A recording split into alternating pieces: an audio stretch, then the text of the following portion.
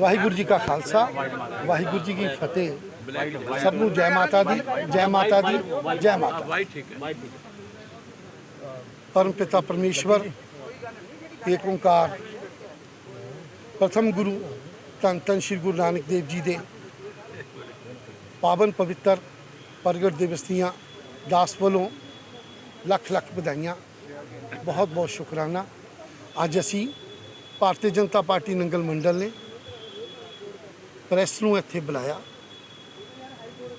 और असी बेनती करने वास्ते प्रैस के पास इसलिए तकलीफ दी कि पिछले दिनों के विच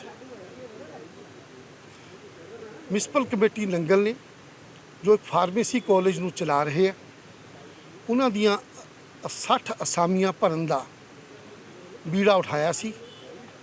वो असामियां दे विच जो गुरु नानक देव यूनीवर्सिटी ने टेस्ट लिया, वो टेस्ट बिल्कुल गलत सी, मिली भगत वाला टेस्ट सी, क्योंकि उसदे अंदर जिन्ने भी लोगों के टेस्ट पास करके जिन्होंने रखिया वो सारे लोग कांग्रेस पार्टी दे नाल संबंधित सी। कांग्रेस पार्टी की पंजाब सरकार है, गुरु महाराज की पावन पवित्र धरती आनंदपुर साहब तो जोड़े साडे विधायक है जिन्हां पर आनंदपुर का हल्का भी आंदा राणा कंवरपाल जी है, उन्होंने शह दे नाल उन्होंने इशारे दे नाल ये टेस्ट के विच बहुत बड़ी धांधली हुई। असी नवजोत सिंह सिद्धू जी जोड़े उस वक्त लोकल बॉडी मिनिस्टर थे उन्होंने मिले, उन्होंने उस टेस्ट की रिपोर्ट सारी देखने तो बाद प्रैस के विच और ऑर्डर जारी कर दिते कि सारियां पोस्टां रद्द कर दित्तियां जाण, क्योंकि ये जिहड़ियां पोस्टां सी भरियां गईयां कांग्रेस पार्टी दे संबंधित वो लोग सी जिहड़े म्युनिसिपल कमेटी दे प्रधान साहब, जिस तरह अज इस दी डेट दे विच संजय सानी जी म्युनिसिपल कमेटी के प्रधान है, उन्हों का ब्रदर सी कीरतपुर साहब तो नगर पंचायत के प्रधान उन्हों की बेटी है, साबका इंप्रूवमेंट ट्रस्ट के चेयरमैन है राणा कंवरपाल जी के बिल्कुल खासम खास है, उन्हों दी 2 बहूआं हैं। ये सारी जानकारी जिहड़ी सी ये सानू कांग्रेस पार्टी के ही सारे जिहड़े संबंधित कार्यकर्ता और लीडर है उन्होंने अपने बच्चे उत्थे रखा ले। ये पोस्टां रद्द हो गई, असी भी घर बैठ गए। हुण राणा कंवरपाल जी ने कोर्ट का हाई कोर्ट का आसरा लैके किसी तो उत्थे एक रिट दायर करवाई कि सानू टेस्ट असी पास किया वा, सानू जिहड़ियां ये नौकरियां मिलनियां चाहिए।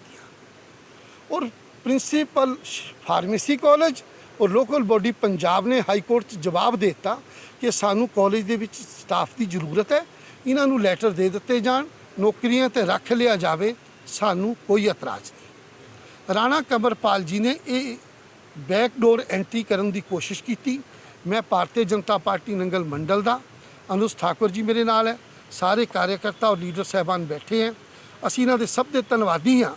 सब ने फैसला लिया भारतीय जनता पार्टी ने, असी हाई कोर्ट दे विच विवेक ठाकुर जी नूं अपना एडवोकेट करके पेश होए।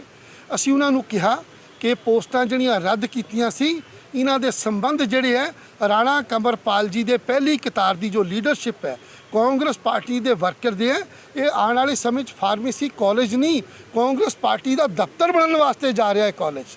हाई कोर्ट ने सानू सुनिया, सातों कहा कि एक लिस्ट पेश करो, असी वो प्रैस में लिस्ट जारी कर रहे हैं। तो ये लिस्ट के अंदर कांग्रेस पार्टी के जो भी उत्थे टीचिंग ते नॉन टीचिंग स्टाफ रखा वो कांग्रेस पार्टी के मौजूदा ब्लॉक कांग्रेस के president, senior vice president municipal committee, साबका ब्लॉक कांग्रेस के प्रेजिडेंट, साबका इंप्रूवमेंट ट्रस्ट के चेयरमैन, कोई ट्रक यूनियन के मैंबर, साबका कौंसलर जो कांग्रेस पार्टी के संबंधित है 80 तो लैके 85% जोड़े कैंडीडेट है वो रखे। मेरी प्रैस राही ये बेनती है कि यह बड़ा वड्डा एक स्कैंडल है, कॉलेज में बंद कराने की नीति है, नंगल की जी जवानी है उन्होंने बहुत बड़ा नुकसान हो सकता अगर ये कॉलेज बंद हो गया। इस करके हाई कोर्ट के विच ये जिहड़ा भर्ती किया जा रहा सिर्फ एक तनख्वाह ते एक नौकरी देने वास्ते ये पोस्टां रद्द कीतियां जाण और CBI की इहदी इंक्वायरी की आने वाले समय मंग करांगे। जिहड़े प्रशासन दे विच ताकतवर लोग बैठे है वो साडे कॉलेज नूं तरीके नाल बंद करना चाहते, असी और जिहड़ियां पोस्टां भरियां इनू असी CBI की इंक्वायरी करके दोषियों को सज़ा भी दवावांगे। ਪ੍ਰਿੰਸੀਪਲ ਸਾਹਿਬ ਤੁਹਾਡੇ ਪਰ ਐਲੀਗੇਸ਼ਨ ਲਾਇਆ ਹੈ, ਬੀਜੇਪੀ ਨੇ ਪ੍ਰੈਸ ਕਾਨਫਰੰਸ ਕਰਤਾ ਹੈ ਕਿ ਜਿਹੜੀ ਤੁਸੀਂ ਅੱਜ ਮਤਲਬ ਜਿਹੜੇ ਇੱਥੇ ਰੱਖੇ ਗਏ ਆ ਬੰਦੇ ਉਹ ਗਲਤ ਰੱਖੇ ਗਏ ਆ, ਜਿਹੜੀ ਪਲੇਸਮੈਂਟ ਹੋਈ ਹੈ ਇੱਥੇ ਉਹ गलत हुई है, ਕੀ कहना चाहूँगा?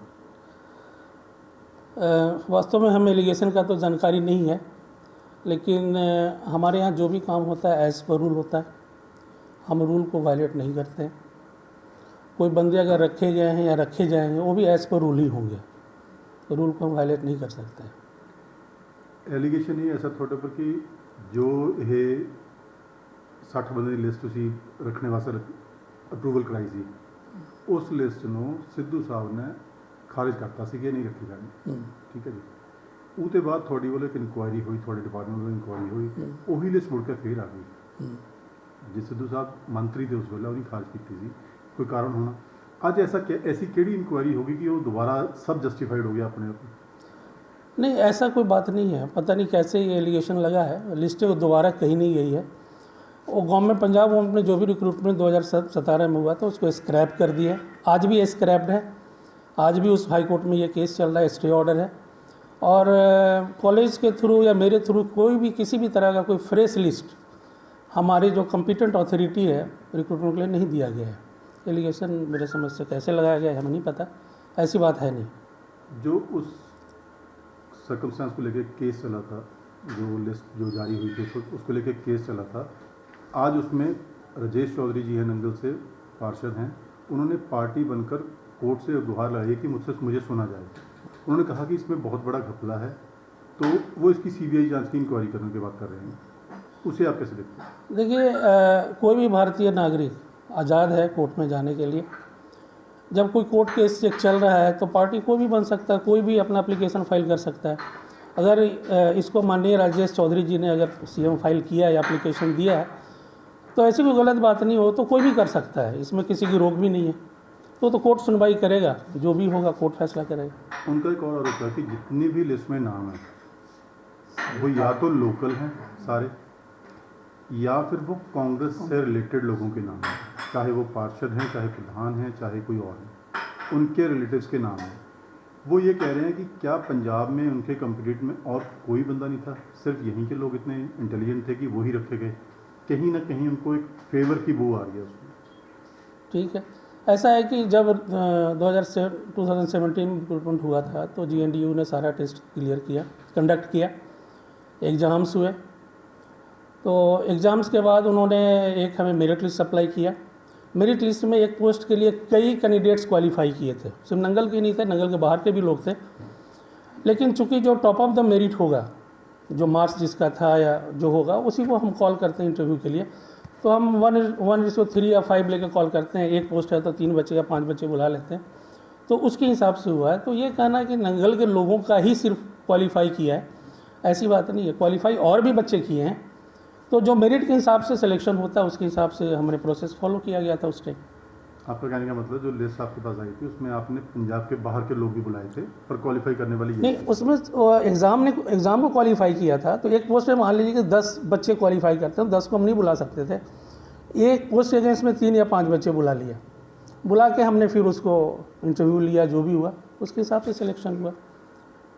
तो अब कौन कांग्रेस का और कौन बीजेपी का है ये मैं तो नहीं बता सकता, इस बारे में तो उनको पता होगा क्या है क्या नहीं।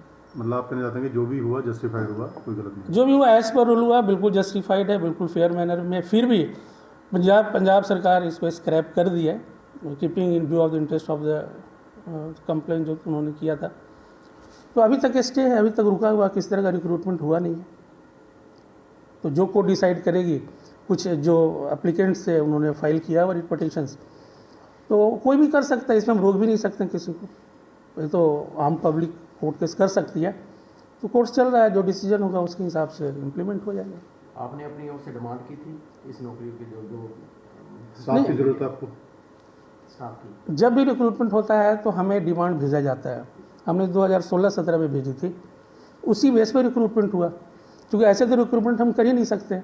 हम पंजाब से सारा डिमांड भेजते हैं, कौन सी पोस्ट चाहिए, कितनी पोस्टें चाहिए, तो हम भेजे ही थे, तभी रिक्रूटमेंट हुआ। जो कैंसिल हो चुका, आज के डेट में कैंसिल्ड है, प्रोसेस तभी शुरू हुआ था। वो तो मेरा भेजना जो रिक्वायरमेंट था, हमने तो भेजना ही था कॉलेज चलाने के लिए।